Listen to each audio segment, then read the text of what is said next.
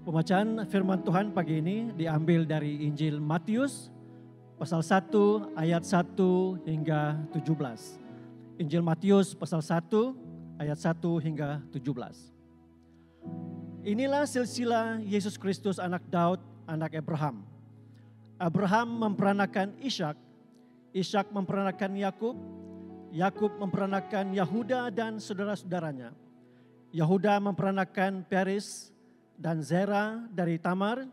Peres memperanakan Hezron, Hezron memperanakan Ram, Ram memperanakan Aminadab, Aminadab memperanakan Nahasun, Nahasun memperanakan Salmon, Salmon memperanakan Boas dari Rahab, Boas memperanakan Obed dari Rut, Obed memperanakan Isai, Isai memperanakan Raja Daud, Daud memperanakan Salomo dari istri Yuria. Salomo memperanakan Rehabim, Rehabim memperanakan Ibia, Ibia memperanakan Asa, Asa memperanakan Yusafat, Yusafat memperanakan Yoram, Yoram memperanakan Uzia, Uzia memperanakan Yotam, Yotam memperanakan Ahaz, Ahaz memperanakan Hizkia, Hizkia memperanakan Manasyi, Manasyi memperanakan Amon, Amon memperanakan Yosia, Yosia memperanakan Yunya dan saudara-saudaranya pada waktu pembuangan di Babel. Sesudah pembuangan di Babel, Yekhunya memperanakan Sitel, Sitel memperanakan Zerubabel, Zerubabel memperanakan Abihud, Abihud memperanakan Ilyakim, Ilyakim memperanakan Azur, Azur memperanakan Zadok, Zadok memperanakan Akim, Akim memperanakan Eliud, Eliud memperanakan Eliza, Eliza memperanakan Matan, Matan memperanakan Yakub, Yakub memperanakan Yusuf suami Maria yang melahirkan Yesus yang disebut Kristus. Jadi seluruhnya ada 14 keturunan dari Abraham sampai Daud, 14 keturunan dari Daud sampai pembuangan ke Babel, dan 14 keturunan dari pembuangan ke Babel sampai Kristus. Demikianlah firman Tuhan. Beri kemuliaan pada Tuhan, haleluya.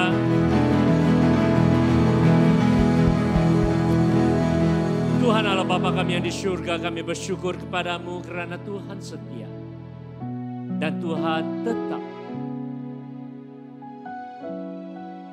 bersama, dan Tuhan tetap mengkotakan segala janji-janji-Mu. Tuhan tidak pernah ingkar. Dan dengan itu ya Tuhan, kami bersandar kepada firman-Mu yang hidup ini. Dan kami pegang atas segala janji yang Tuhan telah buat untuk kita, kami yang ada di sini. Tuhan, kami bersyukur dan kami menyerahkan masa ini ke dalam tangan-Mu. Berbicaralah kepada kami, kepada setiap pribadi yang ada di sini, supaya kami secara pribadi akan mendengar suara-Mu dengan jelas dan setiap janji-Mu dengan jelas. Dalam nama Yesus kami berdoa, yang percaya katakan haleluya. Sila duduk saudara-saudari dalam Kristus. Kami sekarang ini akan memulakan dari Matius pasal yang pertama. Minggu yang lalu, kalau Anda ada di tengah-tengah kita, kami bersama telah pun melihat pengenalan seluruh kitab Matius. Dan mulai minggu ini kita akan menyelami dari satu bab kepada satu bab yang lain supaya kita lebih memahami dan juga melihat rencana Tuhan yang luar biasa. Semua kata luar biasa. Nah, hari ini saya ingin memulakan dengan Matius pasal yang pertama dengan tajuk dengan tema yang bertajuk silsilah keluarga. Semua kata silsilah keluarga. Silsilah keluarga. Saya tidak pasti sama Anda secara pribadi ada silsilah keluarga Anda atau tidak. Dan bagi orang Cina silsilah keluarga adalah sangat penting. Dan ada seketika dulu saya mengunjungi di rumah Reverend Ho ya Reverend Ho, dan di situ di dindingnya ada ya satu frame foto ya mengenai silsilah keluarganya yang sampai jauh ya ke belakang sampai ke negara Cina besar. Ya, jadi di mana ya nenek moyangnya mulai dari negara Cina, disitulah sampai ya ke hari ini. Ya, dan silsilah ini sangat menakjubkan. Bila saya melihat ya silsilahnya itu nama-namanya, ya slide yang seterusnya kita boleh lihat dengan lebih dekat ya. Semua nama-nama tertulis daripada satu generasi kepada satu generasi ke satu generasi. Ya, ini semua belum habis lagi karena Reverend Ho harus tambah lagi ya generasi-generasi baru kan. Ya, dan semuanya ini kamu semua tertulis. Sangat menakjubkan. Ya. Silsilah Cina adalah sangat berbeza dengan silsilah Barat dan negara-negara Barat, ya. Karena silsilah Cina, ya biasanya nama Cina ada tiga, ya, seperti Yang Yehan, oke. Dan nama tengah mereka adalah menunjukkan silsilah keluarga. Dari satu keluarga kepada suatu keluarga, mereka mengikut satu sajak ya yang ditulis dari mula oleh keluarga mereka. Dan dari situ bermula silsilah. Dan setiap perkataannya ditulis dari sajak itu, setiap perkataan akan menjadi sambungan kepada generasi seterusnya. Sangat luar biasa, ya, sangat complicated. Ya, dan bila saya lihat silsilah keluarga Reverend Ho sangat menunjukkan, saya pula ya terasa sedih.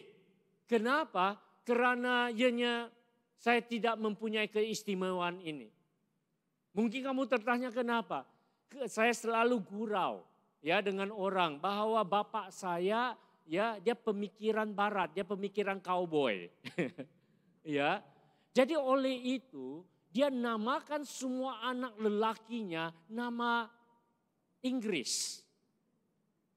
Ya, tidak ada nama Cina. Seperti sebagai contoh, nama saya di dalam IC saya, di dalam kad pengenalan saya, nama saya adalah John Yo.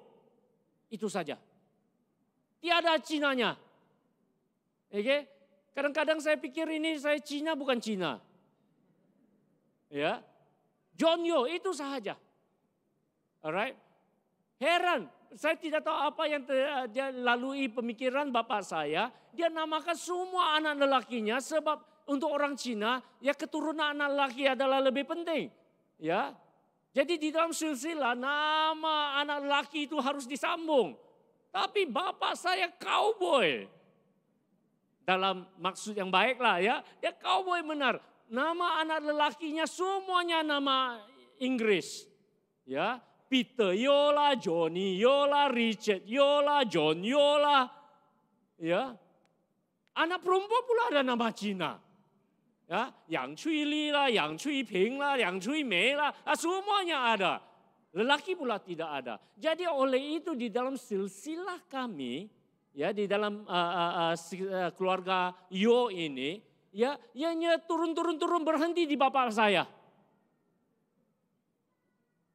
Dari bapak saya, ya generasi daripada bapak saya semuanya terhenti dan dialah yang terakhir, the last Mohican. Dia yang terakhir, ya. Tiada sambungannya. Walaupun ada anak cucu cicit, tidak ada sambungannya. Kenapa? Berhenti di situ, tiada nama Cina, tiada dapat sambung. Beberapa tahun yang lalu, ya salah satu daripada saudara saya kembali ke negara Cina besar, kepada kampung kami, kampung keluarga kami, the Yo family. Ya, dan dia setelah lawatannya dia bawa balik satu buku silsilah kami, ya keluarga Yo. Dan kami juga bila dia bawa balik, wah kami cari-cari, wah tengok, benar pula. Silsilahnya turun daripada nama ya bapak saya, turun. Nah berhenti di situ. Ya, karena sepatutnya saya disambung. Karena dikatakan tadi dia di silsilah bahasa di dalam silsilah Cina biasanya nama tengahnya ya adalah sambungannya. Bapak nama saya adalah Yo Ki Siong, selepas Ki adalah Bun. Nama saya sebenarnya adalah Yo Bun something. Ya. Ya, kamu paham? Ya. Dalam bahasa Cinanya, kalau kamu paham bahasa Cina, oke, nama bapak saya adalah Yang Qixiang. Oke, keturunan seterusnya adalah Wen, oke, Qi, Wen, and then seterusnya ikut sajak, ya, Qi, Wen dan something. Jadi daripada bapak saya Qi Xiang, sepertinya seterusnya adalah Wen something lah, ya, apa saja yang kamu beri nama akhirnya. Nama saya sepatutnya Yo Bun something, nama Cina Yang Wen something, ya, tapi tiada John Yo. Kesian. Bila kami tengok silsilah keluarga kami, wah syoknya, Yang Qixiang, tiada lagi. Mana aku? Hilang, habis, berhenti. Ya, apa yang lebih menyedihkan saya? Bukan saja nama saya tidak ada di silsilah. Apa yang lebih menyedihkan? Saya tidak boleh tuntut warisan saya di Cina. Saya dengar daripada saudara saya, kaya keluarga kami di Cina.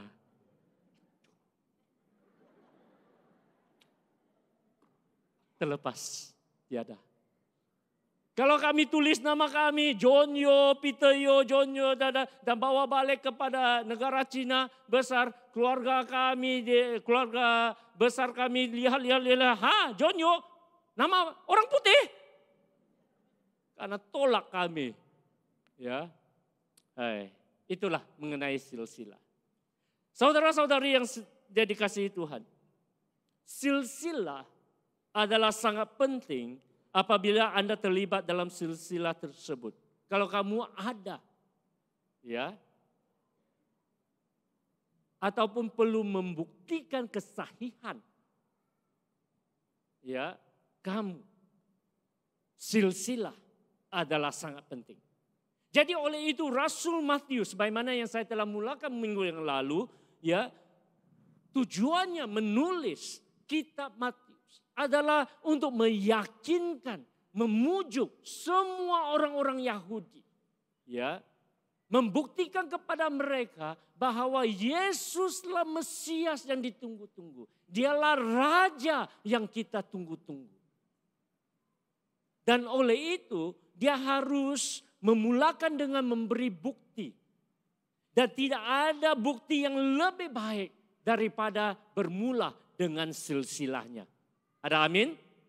Jadi oleh itu bila kita yang membaca Matius pasal-pasal yang pertama. Matius memulakan dengan ayat pertama. Memulakan dengan kata-kata ini. Menghubungkan Yesus kepada dua keturunan. Kepada keturunan dua tokoh yang penting, dua pribadi yang sangat penting buat orang-orang Yahudi, yaitu Abraham dan Daud. Ya, dan mari kita baca Matius pasal 1 ayat yang pertama.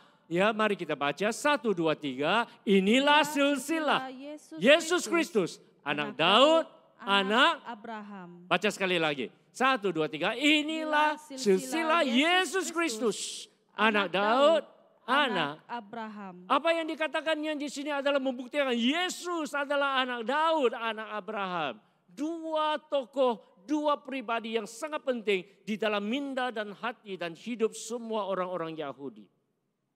Mengapa Abraham? Mengapa Daud? Yang pertama ya karena ya kedua mereka ya adalah ya menyatakan asal usul permulaan ya kaum mereka. Bermulanya bangsa mereka dari Abraham. Dialah bapak bangsa Yahudi. Ya, dialah bapak bangsa Yahudi. tiada Abraham, tiada orang Yahudi.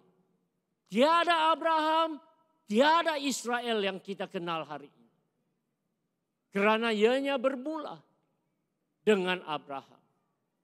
Di dalam Kejadian pasal 12 ayat yang ke-12, 1 dan 2. Allah memanggil Abraham dan memberikan dia janji ini. Semua kata janji. Janji. Semua kata janji. Janji. Saya senang dengan lagu yang telah dipilih tadi. Karena Tuhan tidak pernah ingkar janjinya. Dan janjinya yang diberikan kepada Abraham adalah ini. Mari kita baca dengan suara yang kedengaran. 1, 2, 3. Berfirmanlah Tuhan kepada Abraham. Pergilah dari negerimu dan dari sanak saudaramu dan daripada rumah bapamu ke negeri yang akan kutunjukkan kepadamu. Aku akan memberi engkau menjadi bangsa yang memberkati engkau serta membuat namamu masyhur, dan engkau akan menjadi berkat. Itulah janji yang diberikan kepada Abraham. Ya, pada saat Allah memanggil Abraham, kita semua tahu kisahnya. Abraham tidak mempunyai anak sendiri. Ya. Dan Allah telah menjanjikan kepada dia bahwa dia dengan istrinya Sarah akan melahirkan seorang anak dan berbulalah ya Bani Israel ataupun Bani Abraham ya dan keturunan seterusnya. Jadi dari situ Allah menjanjikannya 3 perkara dalam janji ini. Semua kata janji. Janji. Yang pertama Allah menjanjikannya sebuah negara, sebuah negeri. Yang kita tahu sekarang ini adalah ya Israel yang kita kenal hari ini, yang dalam peperangan sekarang. Itulah tempatnya. Tuhan juga menjanjikannya satu bangsa. Bukan saja keluarga tetapi menjadi satu bangsa besar. Dan keturunannya hari ini dikenali sebagai orang-orang Yahudi. Dan Tuhan juga menjanjikannya satu berkat. Bahwa melalui Abraham, melalui dia, anak cucu keturunannya. Ya, seluruh bangsa di dunia ini juga akan diberkati olehnya. Dan hari ini kita tahu bahwa melalui Yesus Kristus, semua kata Yesus Kristus. Yesus Kristus. Kita telah menerima berkat yang dijanjikan ini. Yaitu berkat yang terbesar yang boleh dialami oleh setiap manusia. Berkat pengampunan. Berkat pendamaian bersama Tuhan. Dan berkat hidup kekal. Dan ianya semuanya diperoleh. Berkat ini adalah di dalam Kristus Yesus, Juru Selamat. Itulah yang pertama. Jadi di dalam semua binda orang Yahudi, Bapa Abraham, dia yang terulung. Jadi apabila Matius mengikatkan ataupun ya mengikatkan Yesus kepada Abraham, menunjukkan bahwa ya Yesus adalah yang dijanjikan di dalam berkat ini. Pribadi kedua adalah Daud. Mengapa Daud? Dan saya selalu jelaskan ini. Dan saya dengan ringkas juga jelaskan untuk pemahaman kita. Kenapa Daud? Di antara semua raja-raja Israel yang dulu. Hanya Raja Daud adalah yang diingati, disanjungi. Mengapa? Karena Daud selain daripada dianggap sebagai raja yang terulung, terbesar, termulia di antara semua raja-raja di Israel, ya. Daud juga ya diterima ataupun dilihat, disanjung ya sebagai seorang yang telah menyatukan seluruh Israel. Dia adalah simbol kesatuan Israel. Karena melalui kepimpinan Raja Daud, kalau kita baca di dalam Alkitab, dia telah menggabungkan, memanggil semua ke-12 suku ya Israel menjadi satu. negara menjadi satu bangsa besar, menjadi satu negara besar. Dialah yang menyatukan. Dan setiap orang Yahudi sampailah hari ini masih ingat dan masih menunggu, ya. Karena sebagaimana yang saya katakan minggu lalu, ya, walaupun Yesus telah datang, banyak antara mereka yang masih tidak percaya. Karena mereka maukan raja yang seperti Daud, seorang pahlawan, seorang militan, seorang yang berperang, yang seorang yang dapat mengembalikan keagungan Israel seperti dulu kala. Oleh itu bila Yesus datang sebagai raja damai, damai mereka tidak mau, perang mereka mau.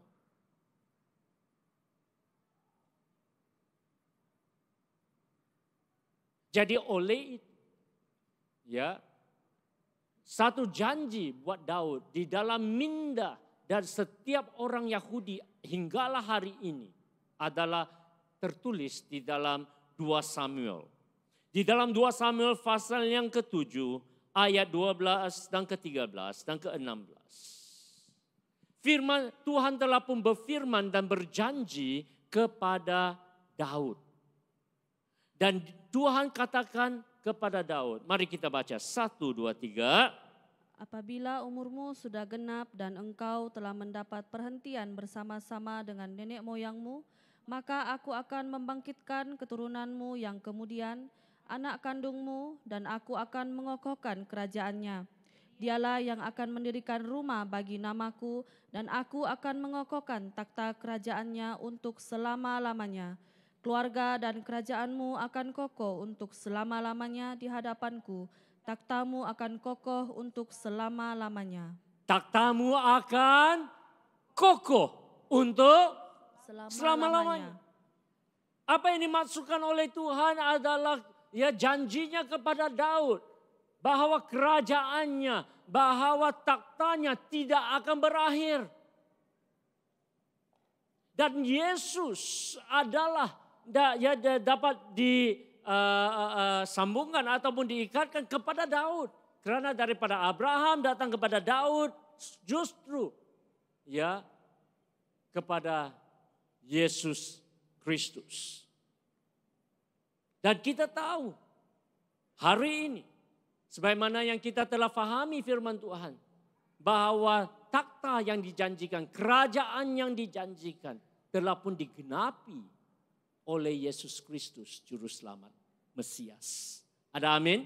Amin. Kerajaannya bukan kerajaan duniawi. Kerajaan yang dibawanya adalah kerajaan surgawi. Kemenangan peperangan yang dimaksudkan bukan dengan manusia tetapi dengan si iblis dan kuasa kegelapan. Musuhnya bukan antara satu sama lain tetapi si iblis dan maut. Dan Yesus telah atasi kesemuanya. Jadi daripada kedua petikan ini saudara, Matius telah pun meneguhkan, membuktikan dua janji Allah. Sekali lagi kita kata janji Allah. Janji Allah. Dua janji ini kepada Abraham dan kepada Daud. Dan Tuhan telah genapi segala-galanya. Semuanya itu. Di dalam silsilah keluarga.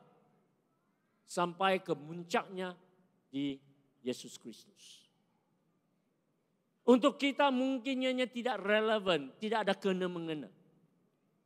Tetapi untuk orang-orang Yahudi ya, yang percaya ini sungguh bermakna. Ini adalah dasar kepercayaan mereka. Jadi untuk hari ini, sebentar tadi kita telah dengar daripada bacaan daripada saudara Moming mengenai silsilah Yesus, semua nama-namanya. Apa nama-namanya? Sebagaimana yang saya gurau minggu lalu, nama-namanya mungkin tidak berarti kepada kita kecuali kalau kita perlu cari nama untuk anak kita. Ya. Jadi oleh itu, apa yang kita boleh pelajari daripada silsilah Saya ingin nyatakan beberapa kebenaran dan juga beberapa pelajaran dan juga prinsip yang kita boleh terapkan mengenai hubungan kita dengan Tuhan. Seperti mana hubungan orang Israel dengan Tuhan. Yang pertama adalah di dalam silsilah ini kita telah melihat karya campur tangan Tuhan yang luar biasa dari awal sampai akhir. Ya. Kita melihat pekerjaan Tuhan yang luar biasa. Semua kata luar biasa. Luar biasa. Silsilah ini mengambil masa 2000 tahun. Daripada Abraham sampailah ke Yesus. Ya, jarak masanya adalah lebih kurang 2000 tahun. Dan di dalam 2000 tahun ini Tuhan bekerja dengan penuh kesabaran. Mengajar, campur tangan dan mengerjakan rencananya. Ya, dan juga membentuk seluruh Israel untuk sampailah ke puncaknya di dalam Yesus Kristus.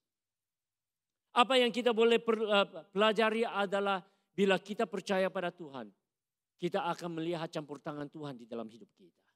Kita akan melihat karya Allah yang luar biasa. Sekali lagi kata luar biasa. Luar biasa. Jikalau kamu tidak pernah melihat sesuatu yang luar biasa di dalam hidupmu, hari ini saya ingin katakan kepadamu, bila kamu percaya kepada Yesus, kamu akan melihat sesuatu yang luar biasa di dalam hidupmu. Ada amin? Ada amin? Ada amin? Amin. Mereka yang percaya dan mengandalkan Tuhan dan mengharapkan Tuhan akan melihat campur tangan Tuhan yang luar biasa dalam hidup mereka. Sesuai dengan Abraham, mulanya daripada Abraham. Hinggalah selama 2000 tahun Tuhan terus bekerja. Menyempurnakan karyanya di dalam satu keluarga ini. Satu bangsa ini. Demikian juga yang boleh terjadi di dalam keluargamu. Di dalam sukumu. Bangsamu. Yang kedua kita boleh pelajari. Daripada silsilah ini adalah melihat karunia Tuhan. Kasih karunia Allah yang luar biasa. Di mana Tuhan bekerja di dalam hidup orang-orang yang berbeza. Bila kamu melihat silsilah itu dari satu generasi kepada satu generasi. Bila kamu mulai mengenal nama-nama mereka, siapakah mereka? Sungguh luar biasa. Ada daripada raja kepada orang-orang yang biasa seperti Anda dan saya Tuhan pakai. Daripada orang yang berkepribadian baik, hinggalah juga kepada orang yang mempunyai latar belakang masa yang dikatakan dark past, masa lalu yang begitu gelap. Ada yang telah pun jatuh di dalam perzinaan. Ada yang latar belakang mereka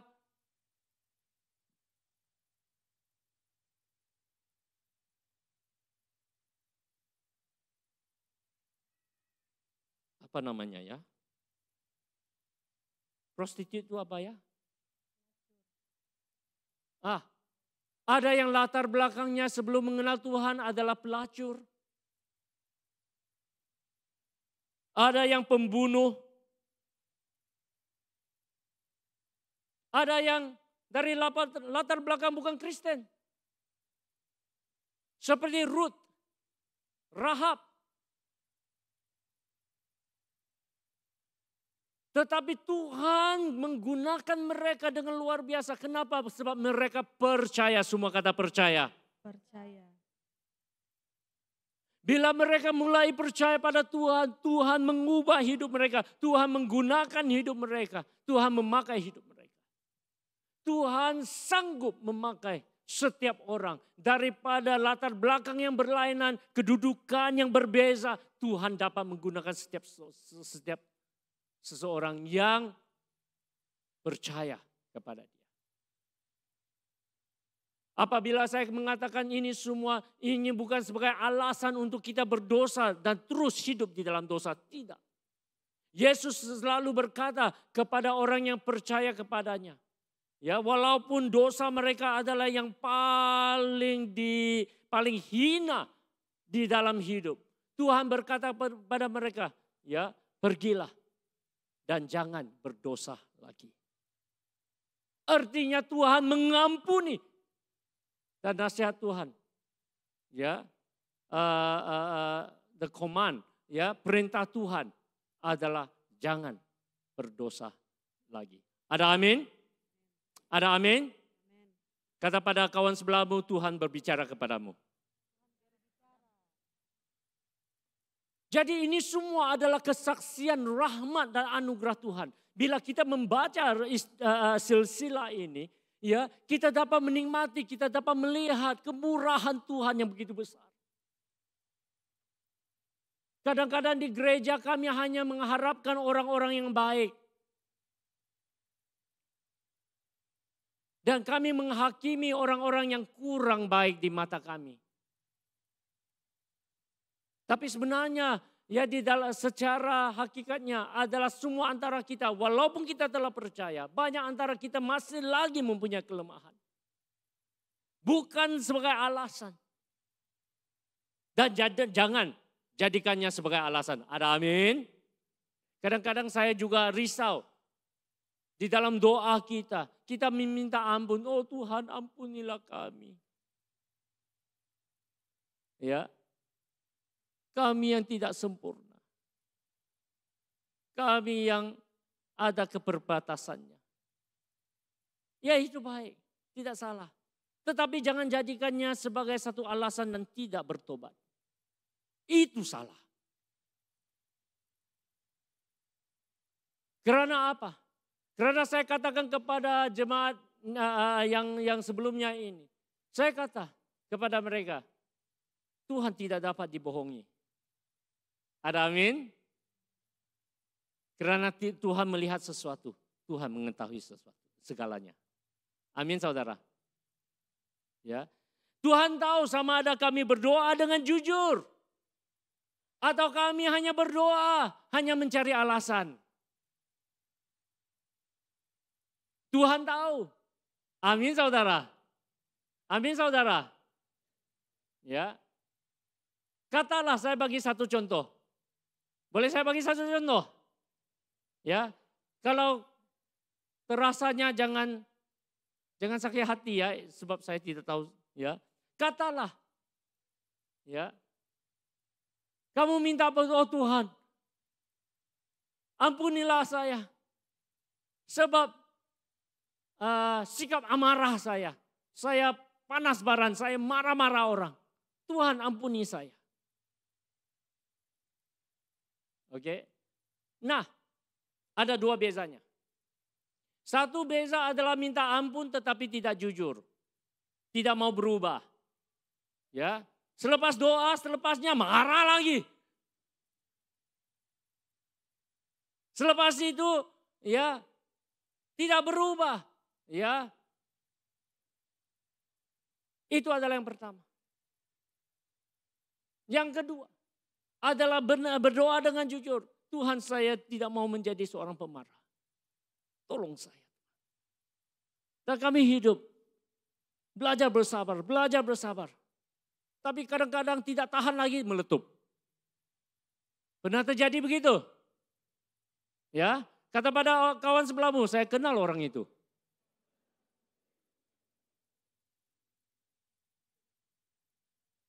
Ya, iya.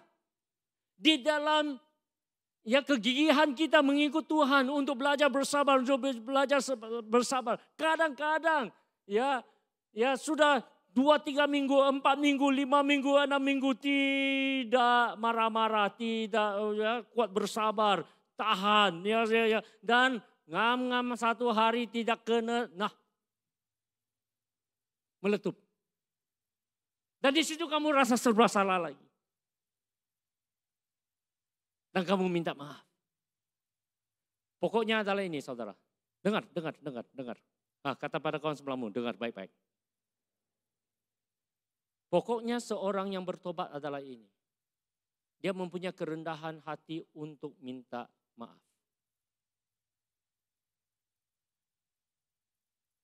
Dia mempunyai kerendahan hati untuk minta maaf.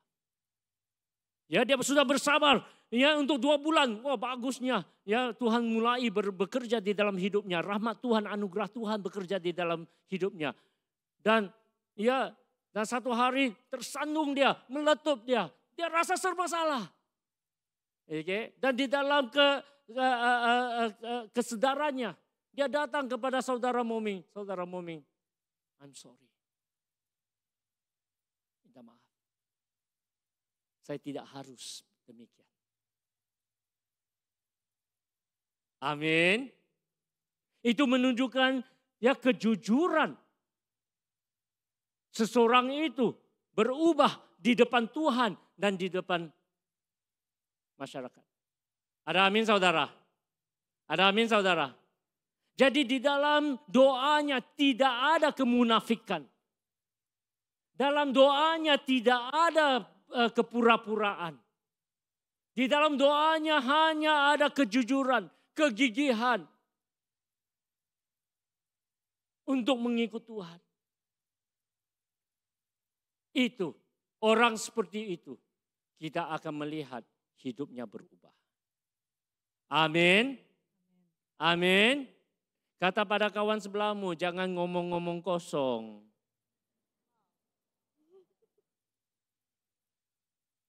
Amin saudara. Dan di dalam ini, di dalam kesungguhan ini, rahmat Tuhan bekerja. Rahmat Tuhan bekerja. Saya ingin kata padamu sebenarnya nanti kita akan melihatnya. Tuhan sebenarnya layak kita ikuti. Kenapa? Karena Tuhan benar-benar seorang penyabar. Kalau kami jujur dengan hidup kami sendiri. Melihat sepanjang hidup kami. Melihat sepanjang hidup kita. Tuhan sangat bersabar di dalam hidup kita. Betul tidak? Dan oleh itu kita harus bersyukur. Dan mengikut dia. Karena dia layak diikut. Amin saudara. Beri kemuliaan pada Tuhan. Haleluya.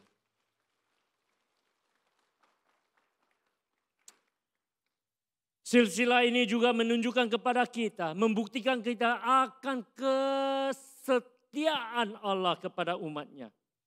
Semua kata kesetiaan. Kesetiaan. Sekali lagi kesetiaan. Kesetiaan. Tuhan tetap setia. Apa yang saya katakan tadi? Ya.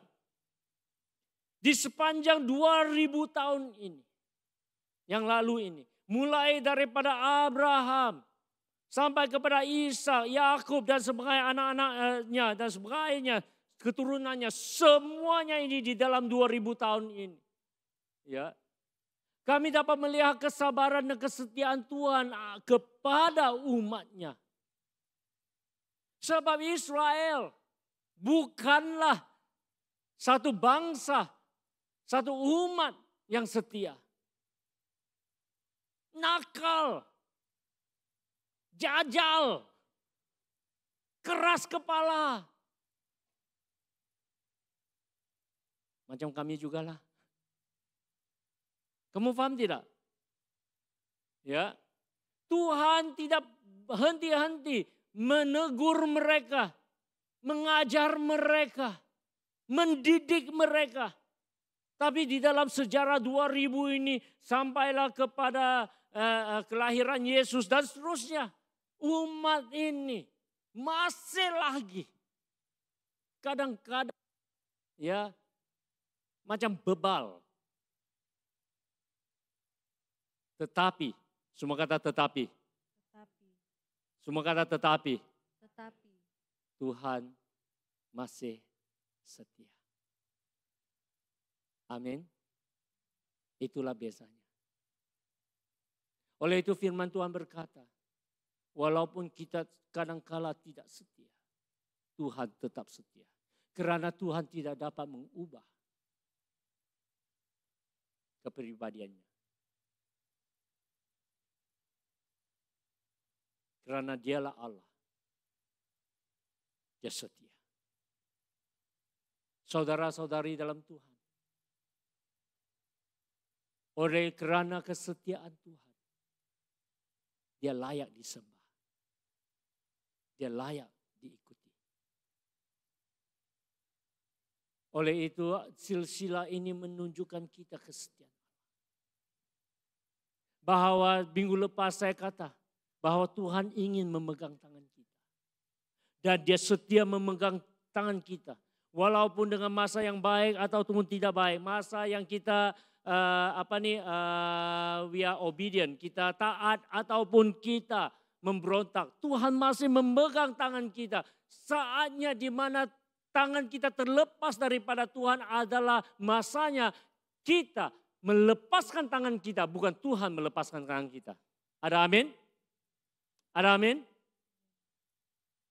Seperti kadang-kadang anak-anak kita mau pegang tangannya sebab kalau dia sendiri, dia lari-lari, bahaya, betul tidak? Lebih-lebih lagi kita apabila ingin menyeberangi jalan. Tapi anak-anak kita kadang-kadang ini ya nakal, Pak. Dia mau independen. Dia mau berdikari. Ya. Oleh itu dia tidak mau kami memegang tangan. Pernah ibu-ibu, bapak-bapak di sini kamu mau pegang tangan anakmu tapi anakmu tidak mau kamu pegang tangannya? Pernah? Kamu semua pernah lakukan? Pernah? Jujurlah sedikit. Pernah kan? Itulah kami dengan Tuhan juga sama. Tuhan mau pegang tangan kami, tapi tak mau. Mau berdikari, mau jalan sendiri, mau pilih sendiri, mau suka sendiri, mau syok sendiri. Akhirnya kita langgar tembok. Selepas langgar tembok, menangis. Bagus juga lah, supaya kami sadar. Amin. Sebenarnya hidup kita tidak perlu melalui semua kesakitan ini. Dengar, sebenarnya hidup kita tidak perlu lalui semua kesakitan ini.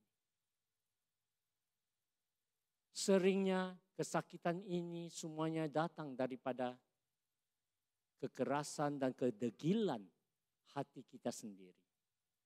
Amin saudara. Amin saudara. Kata pada kawan sebelahmu, kita belajar bersama-sama. Belajar akan kesetiaan Tuhan. Dan belajar dalam tahun ini, 2024, kita memegang tangan Tuhan.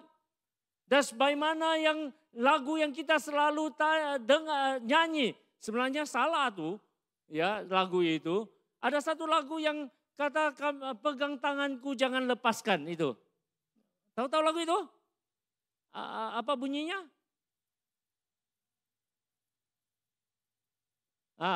Peganglah tanganku, jangan lepaskan. Something like that lah kan.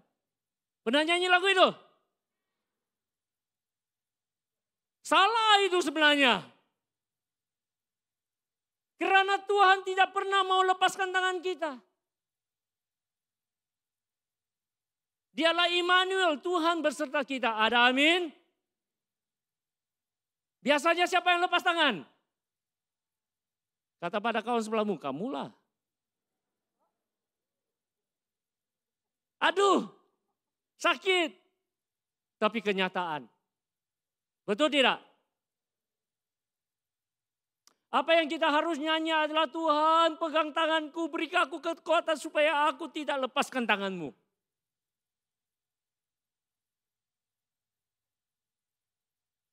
Itu adalah apa yang kita perlu doakan.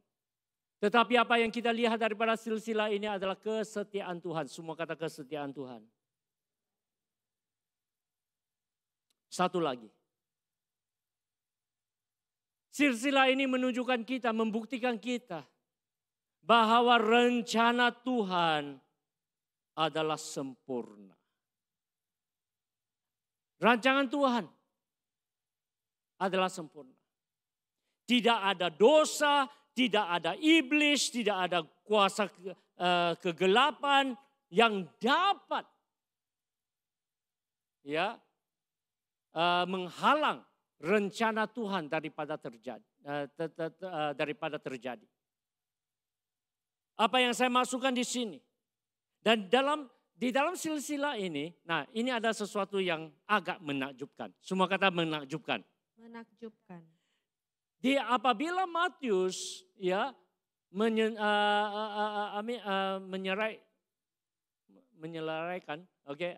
menulis semua nama-nama silsilah itu, dia memberi satu kesimpulan di dalam silsilah itu dengan ayat yang ke-17.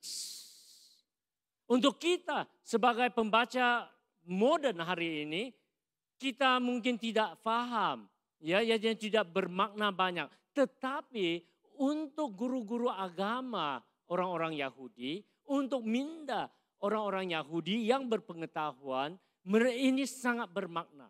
Saya akan jelaskan sebentar nanti. Mari kita baca ayat 17 dulu. 1, 2, 3. Jadi seluruhnya ada 14 keturunan dari Abraham sampai Daud. 14 keturunan dari Daud sampai pembuangan ke Babel. Dan 14 keturunan dari pembuangan ke Babel sampai Kristus.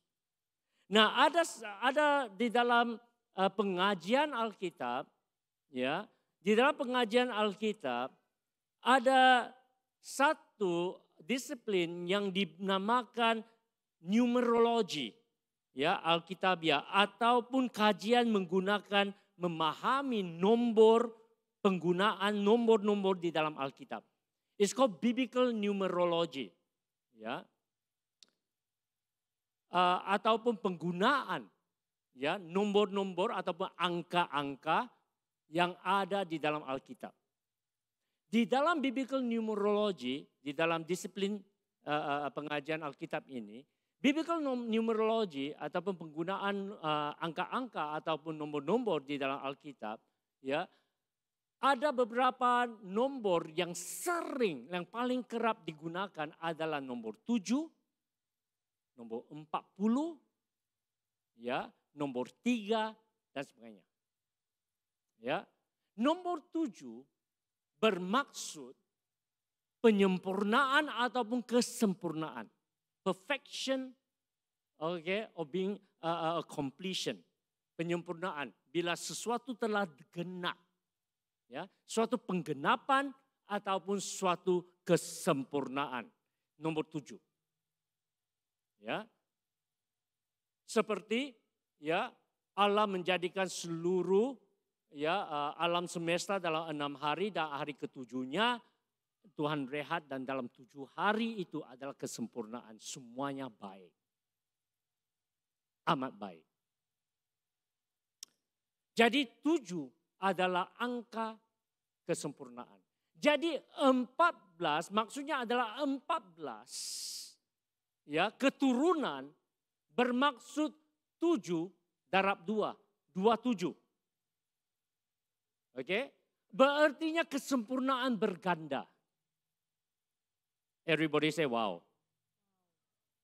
Jadi apa yang Matius lakukan apabila dia tuliskan senarai silsilah itu, dia memilih tokoh-tokoh atau pribadi-pribadi keturunan dalam 14 tokoh-tokoh yang utama. Ada nama yang terlepas, tetapi dia hanya memilih 14 yang utama ini sebagai blok pertama, dan 14 keturunan blok kedua, dan 14 keturunan sampailah ke Yesus blok ketiga. Jadi artinya di dalam kesempurnaan demi kesempurnaan, kita dapat melihat 14 generasi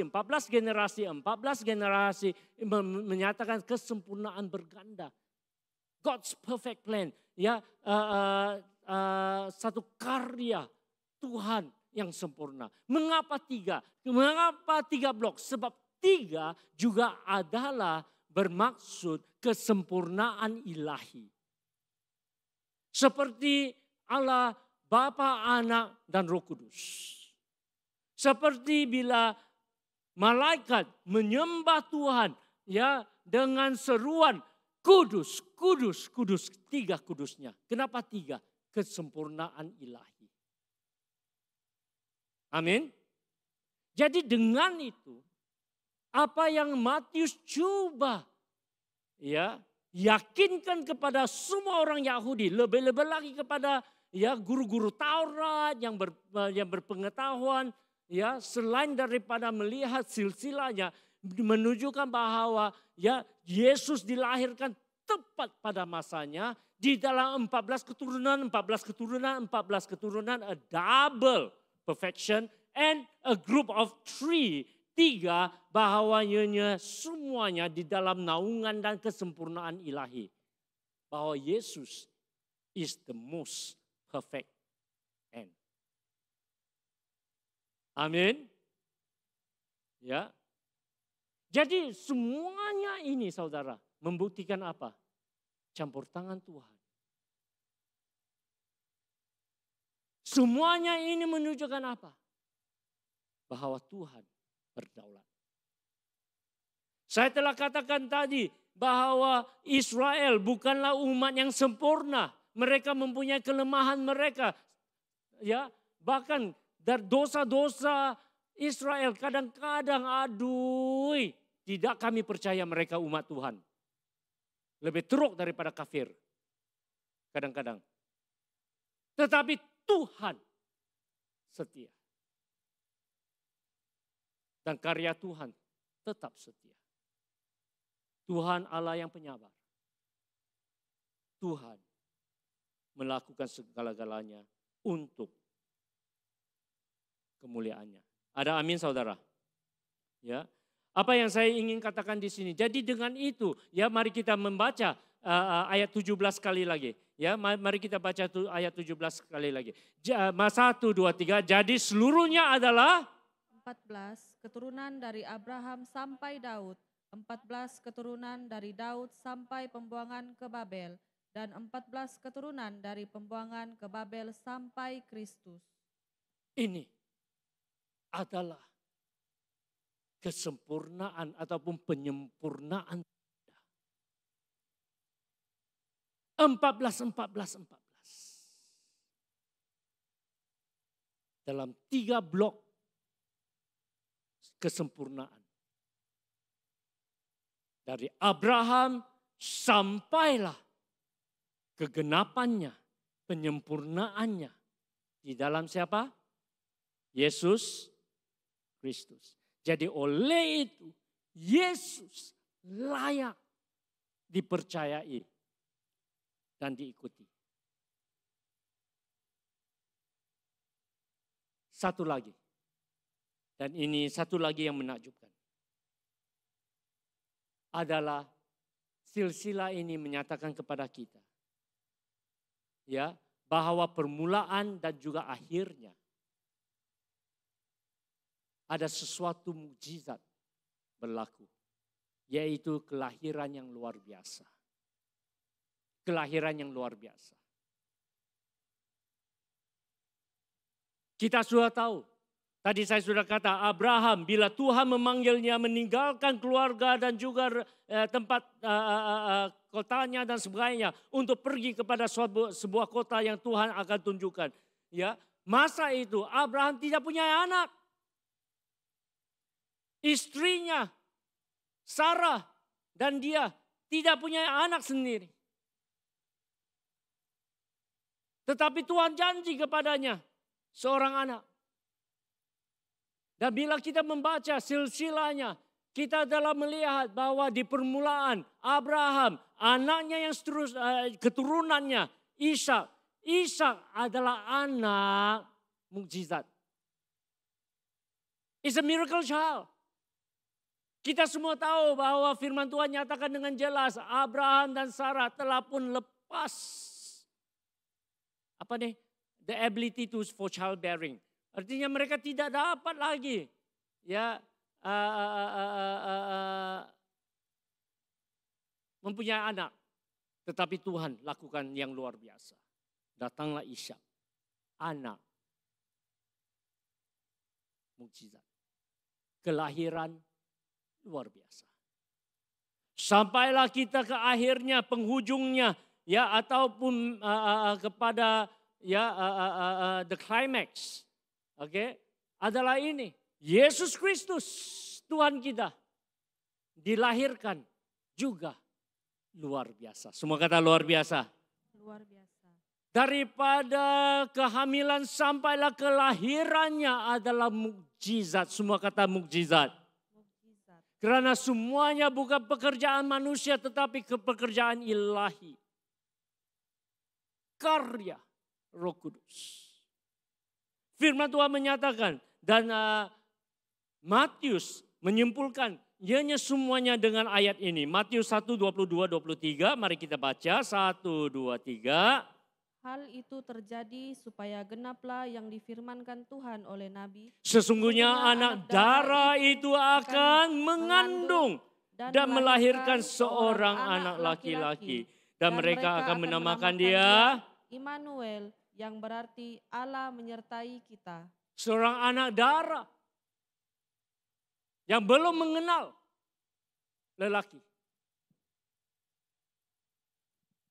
Akan hamil, akan mengandung. Karena Allah menjadi manusia di dalam rahimnya. Dan dilahirkan. Mukjizat. Pekerjaan Tuhan bermula dengan mukjizat. Pekerjaan Tuhan disempurnakan dengan mukjizat.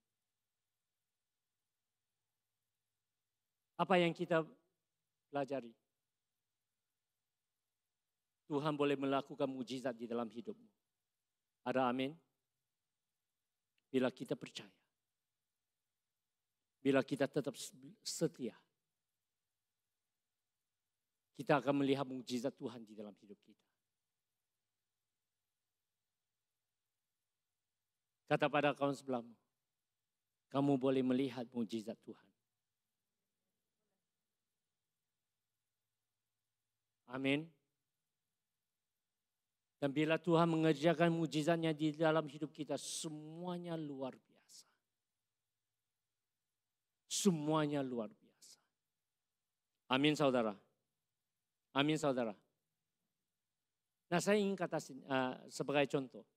Siapa yang telah ikuti Christmas Carnival kita ya, yang baru lalu tahun lalu, Desember itu. Ya, siapa yang ada pergi pada hari malam pertama? Siapa yang ada di sana? Banyak yang ada di sana, betul? Oke. Tahukah kamu, mulai jam 7, lebih kurang jam 7.05, mulai hujan rengai-renyai. Renyai. Oke, alright. Mulai hujan, betul tidak? Kamu alami? Ya. Pihak penganjur juga agak cemas. Staf YB-Lo datang kepada saya, Bishop, hujan macam mana? Saya hanya dapat kata padanya, berdoalah dengan iman. Oh.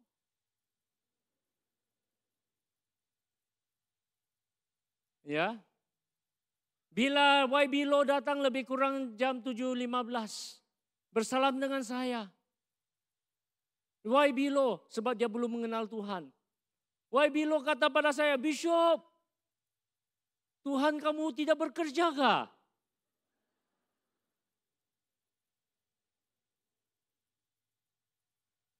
Saya hanya kata padanya, oke, sabar, kami berdoa. Dengan iman saya berkata padanya. Tapi di dalam hati masih gedebuk lah. Semua penganjur juga cemas. Kalau hujan macam mana? Sebab hujan itu makin bertambah. Kamu alami betul tidak? Banyak orang yang mulai berdoa. Semua padri-padri berdoa, semua yang kita pelajari daripada Elijah Challenge itu baru-baru ini, wah semua. Hujan berhenti dalam nama Yesus. Nah, sayang kami tidak ada Pak Daniel di sini. Kalau ada Pak Daniel lagi kuat.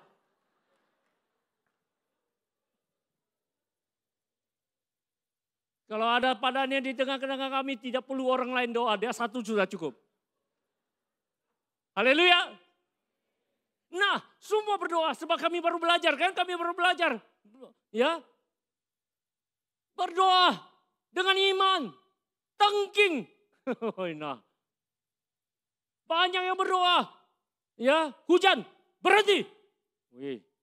Banyak yang berdoa dengan iman, dengan iman, dengan iman. Banyak yang juga berdoa tapi hati ragu-ragulah. Oh Tuhan tolonglah, tolonglah, tolonglah. Bisa. Saya ingin kata pada kamu dan kamu yang telah menyaksikan mukjizat Tuhan pada malam itu. Ada amin? Karena genap 1-2 menit sebelum 7:30 di mana perayaan itu bermula. Hujan berhenti. Haleluya. Kemuliaan pada Tuhan.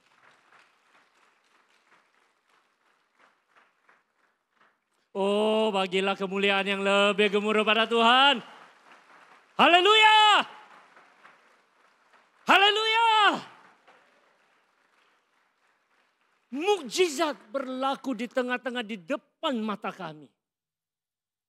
Kamu yang hadir pada malam yang pertama, kamu dapat menyaksikannya dengan luar biasa. Yang paling hebat, YB Lo. Tadi dia tanya saya, Tuhan mau di mana? Tidak kerja. Dia datang kepada saya, dia salam. Sebab malam itu meriah sekali. Dia paling bangga lah, dia paling gembira. Sebab anjuran dia kan, bersama dengan gabungan gereja. Lepas itu dia salam saya, dia kata, ini yang luar biasa. Nah, dia bukan Kristen. Dia kata, Allah itu baik. Haleluya. Dia salam tangan saya, dia kata, Bishop, God is good. Wih, saya kata dalam hati saya, amin. Saya salah.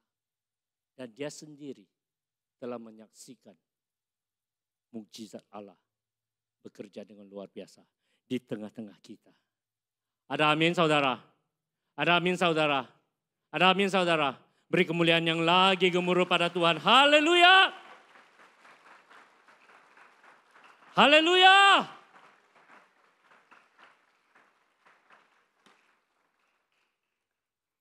Tuhan sungguh baik. Dan dia akan melakukan mukjizat di dalam hidupmu dan hidup saya. Percayalah. Percayalah.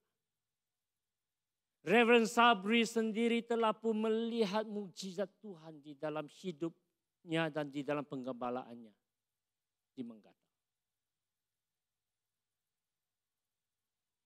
Bila dia memulakan proyek ini, banyak teman-teman juga, teman-teman sepelayanan juga anggap, gila ini, mana boleh ini. Tetapi Tuhan setia. Amin.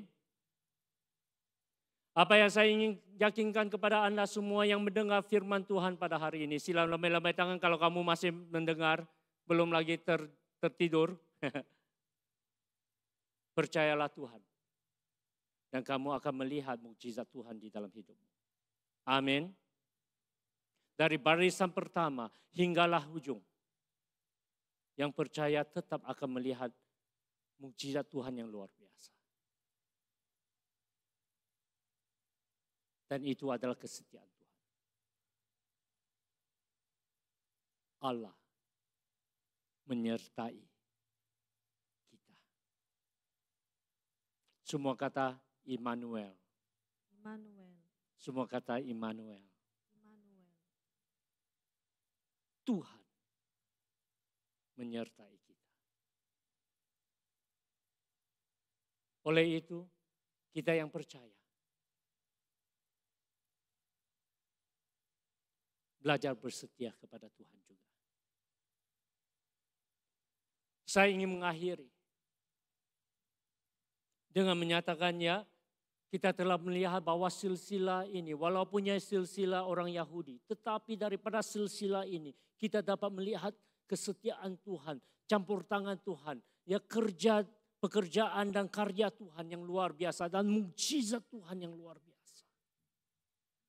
Dan kita telah belajar jika Tuhan setia kepada umatnya Israel, Tuhan juga dapat setia dan tetap setia kepada kita yang percaya.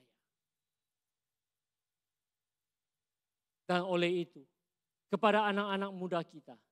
Anak muda yang di bawah 20 tahun semuanya lambai-lambai tangan. Mungkin di bawah 25 tahun lah semua lambai-lambai tangan. Mungkin di bawah 30 tahun lah semua lambai-lambai tangan. Kepada yang di bawah 30 tahun yang ke bawah. Jangan lepaskan imanmu. Jangan terpedaya dengan semua janji-janji cintalah apalah. Tidak berbaloi. Ada amin? Ada amin? Untuk ibu-ibu, bapak-bapak, datuk-datuk, nenek-nenek. Kalau ada anak-anak kamu yang telah pun tersimpang dan bertukar agama. Berdoalah supaya mereka kembali. Jangan putus asa. Karena semuanya adalah karya pekerjaan campur tangan Tuhan. Ada amin?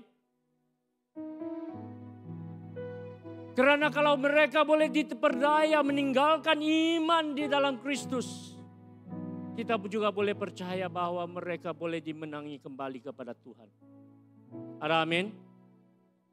Jangan putus asa, berdoa untuk keluargamu, anak-anak. Saya ingin mengakhiri dengan ini. Sementara kita melihat silsilah atau buku keturunan, nama-nama orang-orang tokoh-tokoh Yahudi. Ada satu buku lagi yang sangat penting di dalam Alkitab. Yaitu dipanggil kitab kehidupan, the book of life. Kitab kehidupan ini bukan ditulis dengan tangan manusia. Kitab kehidupan ini ditulis di surga, tercatat di surga. Dan ini adalah buku dan juga senarai nama yang sangat penting. Lebih penting daripada segala-galanya. Dan firman Tuhan berkata di dalam Wahyu pasal 21 ayat 10 hingga 27. Ya, dan 27. Yang berkata demikian, mari kita baca.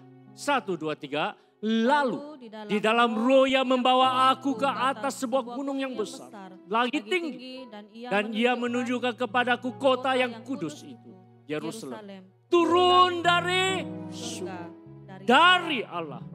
Tetapi tidak akan masuk ke dalamnya sesuatu yang najis, ataupun orang yang melakukan kekejian atau dusta. Tetapi hanya mereka yang namanya tertulis di dalam kitab kehidupan anak domba. Tidak ada yang boleh memasuki Yerusalem baru ini. Yerusalem yang dinyatakan di dalam buku kitab Wahyu. Bukan Yerusalem yang sedia ada di Israel sekarang. Ianya ada satu Yerusalem yang lebih agung. Yang mulia. Yang turun dari surga. Dari hadirat Allah. Itu adalah Yerusalem yang kamu dan saya harus nanti-nantikan. Dan firman Tuhan dengan jelas, semua kata jelas.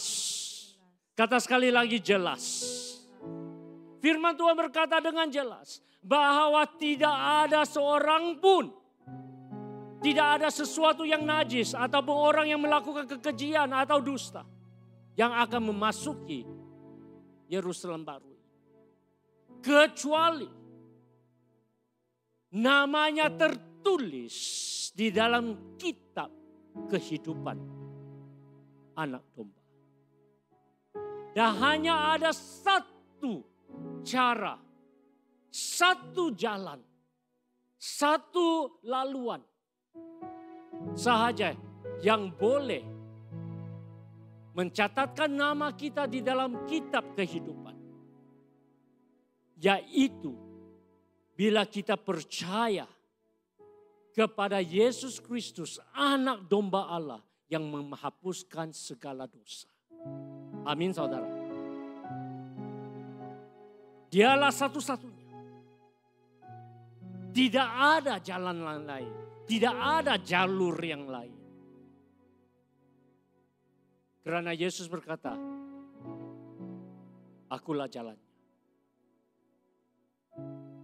Akulah kebenaran. Akulah kehidupan.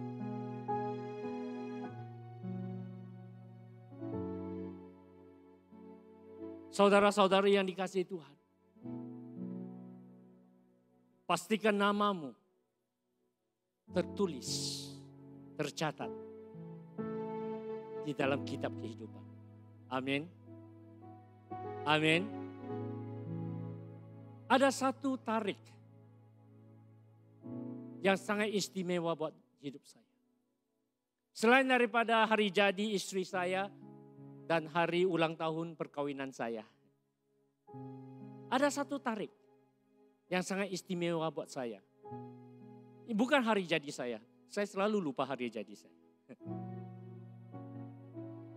Yaitu adalah hari jadi rohani saya. 12 hari bulan Desember 1982. 12121982.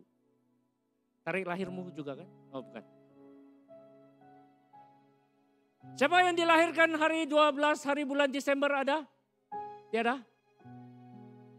Kenapa 12 hari bulan Desember 1982 sangat istimewa buat hidup saya?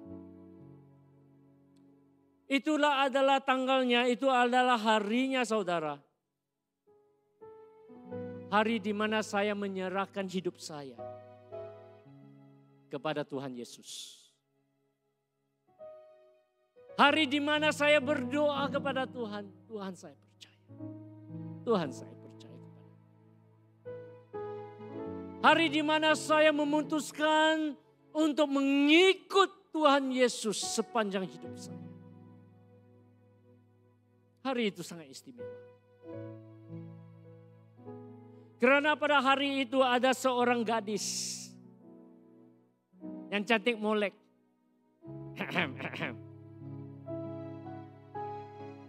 Dia memberi saya satu naskah. Buku kecil ini. 4 hukum rohani. Si gadis ini. Ya, dia tahu saya suka dia. Tapi dia tahu saya bukan Kristen. Tapi oleh itu dia tidak berapa mau mendekati saya sebab dia tahu saya suka dia. Saya selalu cari alasan untuk dekat-dekat dia. Paham-pahamlah kan? Tetapi pada masa itu mereka sangat semangat untuk menginjil. Jadi si gadis molek ini yang pipinya merah. Benar. Pada masa itu saya nampak pipinya merah, aduh sungguh cantik molek. Tapi saya tidak tahu bahwa dia sebenarnya alergi.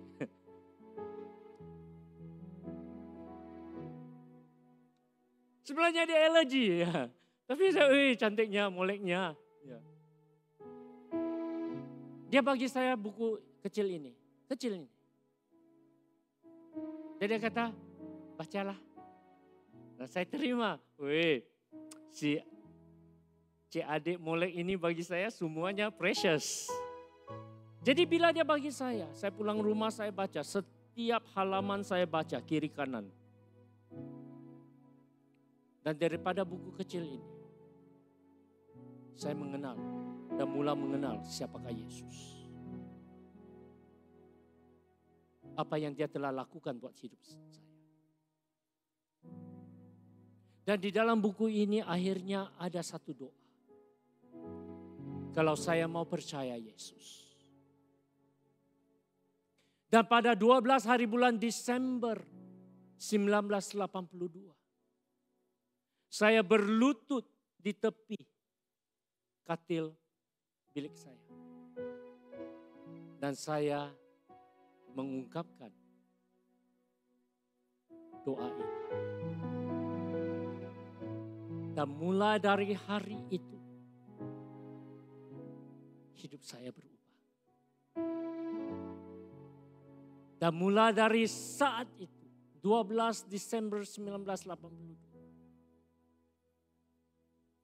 Tuhan dengan setia mengubah hidup saya. Tuhan dengan setia membimbing hidup saya. Sehingga hari ini saya berdiri di hadirat. Amin saudara. Tuhan baik. Tuhan sungguh baik. Dan doanya adalah ini. Oh, sebelum itu mungkin kamu tertanya-tanya, siapakah si gadis cantik molek ini yang berpipi merah? Mau tahu siapa? Ada yang sudah tahu. Dialah istri aku hari ini.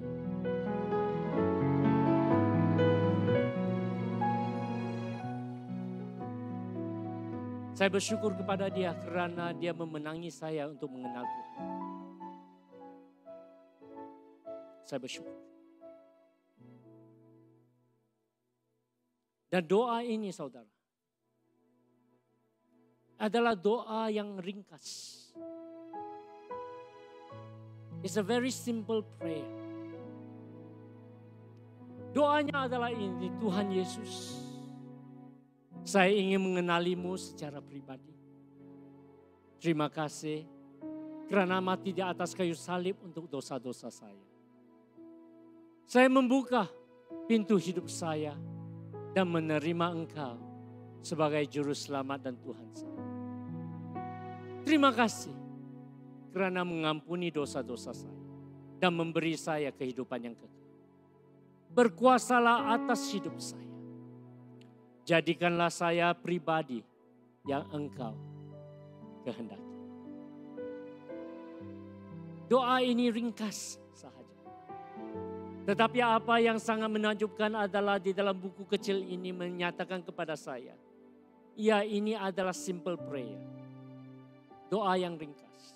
Tetapi jika ianya diungkapkan, didoakan dengan hati yang jujur, Tuhan mendengar dan menerima.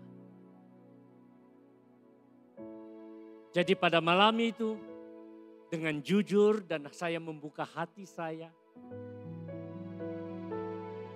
berdoa. Dan selanjutnya adalah melihat kebaikan dalam hidup saya. Amin saudara. Saya tidak tahu sama ada antara kita masih lagi ada yang belum percaya. Ataupun kamu tidak pasti namamu tercatat di dalam kitab kehidupan di surga. Kalau kamu secara pribadi tidak pasti. Atau masih lagi ada ragu-ragunya. Mungkin kamu pernah berdoa tetapi ya oleh kerana apa yang kamu lalui mungkin kamu terasa hari ini Tuhan tidak kasihmu lagi. Mungkin kamu akan hilang keselamatanmu. Jadi kalau kamu apa sekalipun sebabnya kamu ragu dan kamu kurang pasti. Saya ingin menjemput Anda berdoa bersama. Supaya kita pastikan nama kita tercatat. Ada amin? Syaratnya adalah ini. Seperti mana saya katakan tadi, jangan ngomong-ngomong kosong. Syaratnya adalah ini. Kita jujur dengan Tuhan. Kita terbuka kepada Tuhan. Dan kita, ya show the prayer. Ya, dan kita benar-benar ingin menjadi seorang pribadi yang Tuhan kehendaki. Amin saudara. Amin saudara. Kalau doa ringkas ini mencerminkan kerinduan hatimu saat ini, saya ingin kata padamu, Tuhan sekarang ini mengetuk pintu hati. Tuhan saat ini berbicara kepada kamu. Kalau kamu terasa bahwa doa ini sekarang ini, saat ini sangat bermakna dan kamu ingin, inilah saatnya Tuhan berbicara kepada kamu. Amin saudara. Amin saudara. Mari kita bangkit berdiri. Dan saya ingin menjemput Anda untuk berdoa bersama. Doa ini terlebih dahulu. Karena ini adalah satu doa penyerahan. Siapa yang terasa Tuhan saat ini menjamah hatimu, berbicara kepadamu. Siapa yang terasa pada saat ini Tuhan menggerakkan hatimu dan kamu mau berdoa. Doa yang ringkas ini. Siapa yang ingin doa? Doa ini sila lambai-lambai tangan sebagai satu tanda bahwa hatimu terbuka pada Tuhan. Jangan malu. Ya, di mana saja berada. Kalau kamu terasa ya Bishop, kamu kata ya Bishop. Doa ini mencerminkan keinginan hati saya saat ini. Saya mau Tuhan selamatkan aku. Saya mau menjadi pribadi yang Tuhan kehendaki. Saya mau berserah kepada Yesus, mengikut Yesus. Kalau ini adalah seruan hatimu, sila angkat tangan sebelum kita berdoa. Ada? Ada? Yes, thank you. Thank you, terima kasih. Sila angkat tangan supaya satu tanda. Karena Tuhan melihat hatimu lebih ya daripada segala sesuatu. Terima kasih Bapak. Ada lagi? Ada lagi? Ada lagi? Terima kasih. Terima kasih. Terima kasih Ibu. Terima kasih Ibu. Ya, terima kasih. Haleluya. Karena saat ini Tuhan akan mendengar doamu. Mari kita berdoa bersama. Mari kita sama-sama berdoa. Yang kamu yang telah angkat tangan, ketahuilah Tuhan menyambut, menerima doamu saat ini. Mari kita berdoa. Tuhan Yesus, saya ingin mengenalimu secara pribadi. Terima kasih. Mari kita berdoa sama-sama, boleh? Ya, karena bukan saja mereka yang angkat tangan, ya kita berdoa bersama. Tetapi kalau kamu tadi tidak sempat angkat tangan dan kamu masih mau berdoa-doa ini, berdoa dengan jujur. Mari, 1, 2, 3. Tuhan Yesus, saya ingin mengenalimu secara pribadi. Terima kasih karena mati di kayu salib untuk dosa-dosa saya. Saya membuka pintu hidup saya dan menerima Engkau sebagai Juru Selamat dan Tuhan saya. Terima kasih karena mengampuni dosa-dosa saya dan memberi saya kehidupan yang kekal. Berkuasalah atas hidup saya. Jadikanlah saya pribadi yang Engkau kehendaki. Mari kita berdoa. Tuhan Allah Bapa kami yang di surga, sesuai dengan janji-Mu, saat ini Tuhan melihat segala dan setiap hati yang ada di sini. Dan doa yang telah diungkapkan dengan jujur, dengan ikhlas, dengan kerendahan hati, dengan pertobatan, saat ini adalah saat keselamatan. Saat ini kami bersyukur karena nama-nama mereka tertulis, tercatat di dalam kitab kehidupan. Terima kasih Tuhan. Terima kasih Tuhan. Kami bersyukur dan kami muliakan nama dalam nama Yesus. Yang percaya katakan, beri kemuliaan pada Tuhan, haleluya. Haleluya. Haleluya.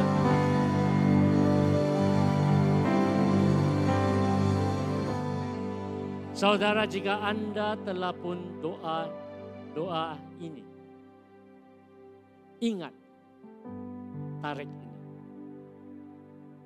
14 hari bulan Januari 2024. Ingat hari ini. Sebagaimana saya mengingati 12 hari bulan Desember 1982. Kamu yang pertama kali mendoakan doa ini. Ataupun kamu telah pun kembali kepada Tuhan dan mendoakan doa ini dengan jujur dan ikhlas. Ingat hari ini. Karena mana tahu 20 tahun yang akan datang kamu akan berdiri di sini menyaksikan kemurahan Tuhan. Ada amin? Ada amin? Haleluya, kemuliaan kepada Tuhan sekali lagi. Haleluya.